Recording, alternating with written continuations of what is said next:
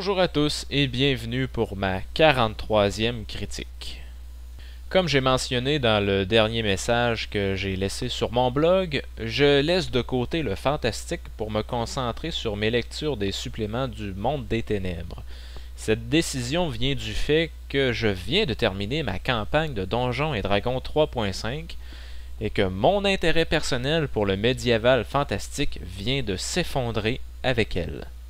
Ceci dit, puisque je suis en train de préparer ma deuxième campagne avec mon groupe de joueurs et que nous allons jouer à Hunter de Vigil, j'ai décidé de relire quelques suppléments pour me remettre dans l'atmosphère du Monde des Ténèbres. Et le premier supplément dont je vais vous parler et que je viens de terminer la lecture est Tales of the 13th Precinct. Tales of the 13th Precinct, que je nommerai à présent Poste 13, parce que je ne veux pas vous ennuyer avec mon anglais, est un livre qui s'intéresse exclusivement au travail des policiers dans la ville imaginaire de Midway. Mais attention, on ne parle pas de n'importe quel type de police. On ne parle pas ici de la police montée canadienne, ni de la Sûreté du Québec, ni de la gendarmerie française, et encore moins de la Team America. Le supplément est basé sur le modèle de la police états-unienne. La première question qu'il faut se poser avant de commencer est qu'est-ce qu'un precinct? Un precinct est, aux États-Unis, une subdivision dans une ville ou d'une localité définie aux fins de répartition de la population. Donc, c'est un arrondissement, un quartier qui appartient à une ville et qui sert aussi de délimitation administrative pour les élections ou encore l'implantation de postes de police. Cette réponse est très importante car le supplément n'a pas la prétention de décrire l'ensemble de la structure administrative et opérationnelle d'un corps de police d'une mégapole, mais bien un échantillon précis de cette structure contenue dans un poste de police. Je vous résume le supplément en quelques phrases, après nous le décortiquerons. Le supplément poste 13 contient une somme d'informations assez indigeste qui ressemble davantage à un guide pour jeune homme qui vient de comprendre que la curiosité intellectuelle n'est pas une honte et qu'il peut l'assouvir en lisant n'importe quoi ou presque.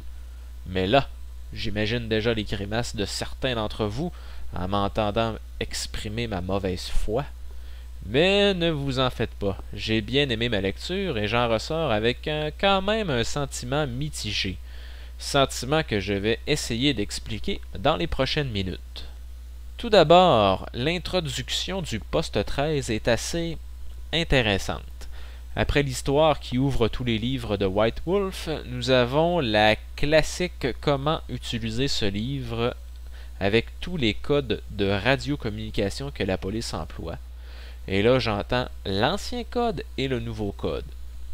Personnellement, je trouve que c'est une étrange entrée en matière, mais qui laisse aucun doute sur la volonté des auteurs de nous en mettre plein la vue. Le chapitre 1 décrit de long et en large le poste 13, le lieu où vos joueurs passeront le plus clair de leur temps, et si vous utilisez bien entendu les informations qui y sont fournies. Il s'agit d'une description assez détaillée qui ne verse pas dans la verbosité. Les auteurs ont été assez concis et si vous avez besoin d'un plan d'un poste de police, vous avez tout ça sous la main. Le chapitre 2, qui fait 56 pages, décrit le travail du policier sous toutes ses coutures. Et c'est là que commence la surenchère d'informations. Tout d'abord, on nous explique comment on devient policier. On parle ici de semaines d'entraînement qui sont décrites en détail et quelles sont les statistiques que les personnages doivent avoir pour se voir attribuer un badge, les heures de travail, les départements ou sections opérations de police, c'est-à-dire analyse, détective, circulation, aviation, les unités K9, les départements administratifs, les relations publiques, le bureau académique et les affaires internes. Après ces descriptions qui sont pas mal intéressantes, les auteurs décrivent de manière approfondie les événements qui peuvent arriver lorsqu'un policier en uniforme est en patrouille. Et ils sont nombreux, ces événements.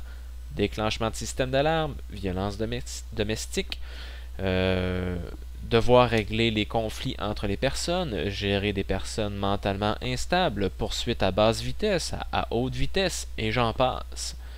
Et une fois qu'on a passé à travers tout le travail des hommes en uniforme, c'est au tour du travail des détectives. Comment conduire une enquête, comment entretenir un réseau de contacts, comment gérer une enquête sur un meurtre avec un petit mot sur les tueurs en série, bien entendu, les vols à main armée, les invasions de domicile, les narcotiques et les crimes informatiques, et j'en passe. Après, c'est les crimes de mœurs. Ensuite, la lutte contre le crime organisé. Et bien entendu, les auteurs nous fournissent les noms et les domaines d'activité de certaines bandes. Et encore après tout ça, on a la section CSI, c'est-à-dire le département des analyses de preuves judiciaires. Les auteurs soulignent à grands traits que les séries télévisées n'ont rien à voir avec le véritable travail des médecins légistes et des techniciens en scène de crime. C'est un travail fastidieux et de longue haleine que de récupérer des preuves sur un lieu d'un crime et de les analyser de manière adéquate. Rien n'est réglé en 46 minutes. Après une petite explication du fonctionnement de l'équipe d'intervention d'urgence, qui porte le nom SWAT pour les intimes, on nous explique les dispositions légales qui régissent l'univers policier. La plus célèbre de ces dispositions légales est bien entendu celle de Miranda. Vous vous souvenez du célèbre « Au nom de la loi, je vous arrête ».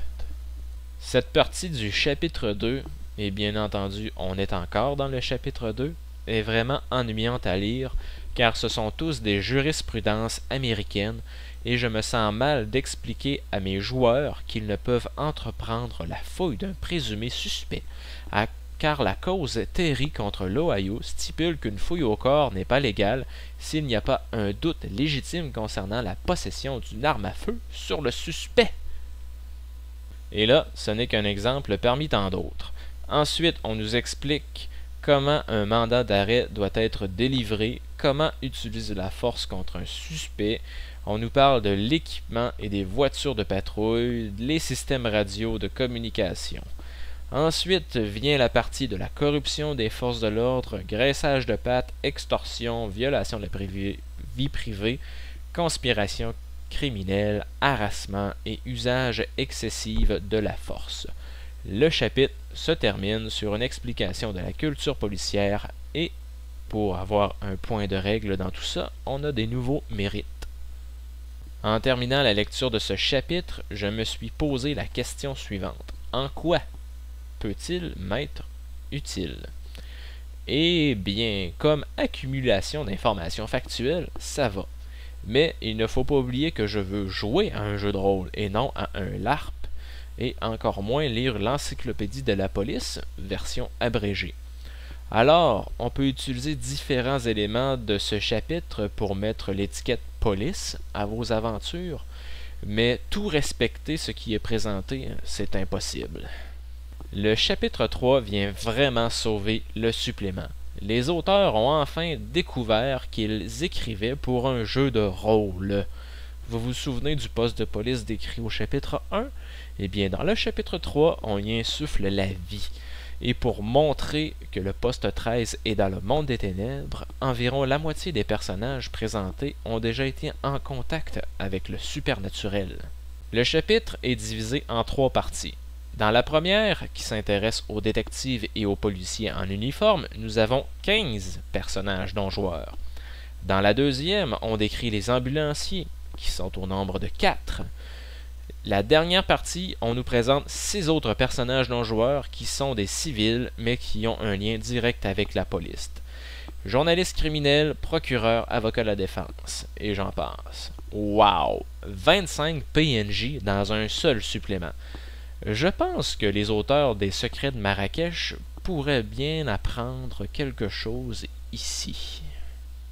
Chaque personnage non-joueur est décrit avec une citation, son histoire personnelle, sa description physique et des trucs pour le maître du jeu pour bien utiliser ce personnage. Ces trucs, comme je les appelle, sont simplement des idées sur la manière de l'interpréter. Ils sont simples mais efficaces. Tous ces personnages sont fort bien décrits, avec la même qualité qu'on le retrouve dans tous les autres suppléments de White Wolf. Certains ont des côtés plus extrêmes. Ils sont pour la suprématie blanche ou noire, d'autres encore ont des problèmes de comportement. Quand j'ai lu toutes ces descriptions, je me suis rendu compte que le poste 13 avait pour personnel une bande de dérangés sur le point de la crise de nerfs. Mais ne vous en faites pas.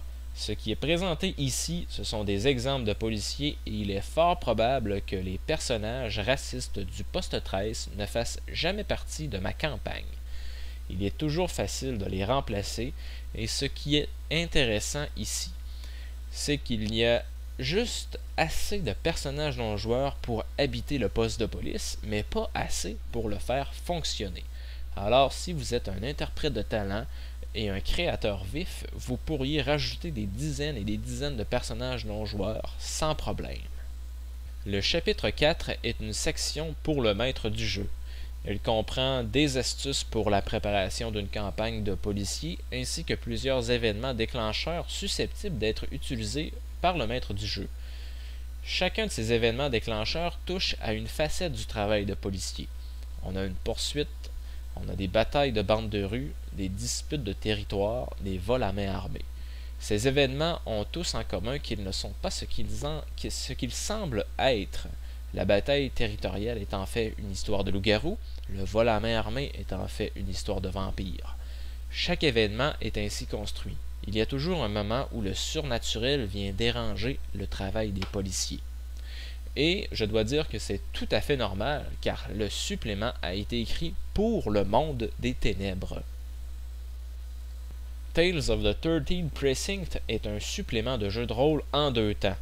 Le premier est trop technique, il nous perd dans des considérations superflues, et le deuxième est vraiment ce que l'on peut attendre d'un supplément de jeu de rôle. Des personnages non joueurs, des lieux, des événements pour nos aventures. Je pense que la plus grande qualité de ce livre est que même si on nous assomme de détails sur le travail des policiers, les auteurs ont toujours gardé en tête que le livre a été écrit pour des joueurs de jeux de rôle. Alors, ils ont disséminé des remarques sur des points de règle ou encore des règles optionnelles sur comment jouer un type de personnage en particulier. Ces points de règle nous rappellent que même si le livre se prend au sérieux, il reste quand même un jeu.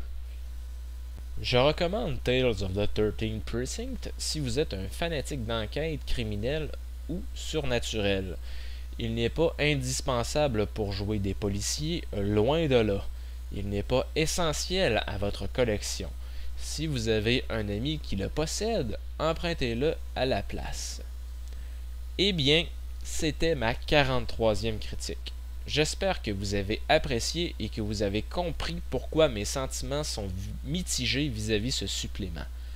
Merci de m'avoir écouté et à la prochaine.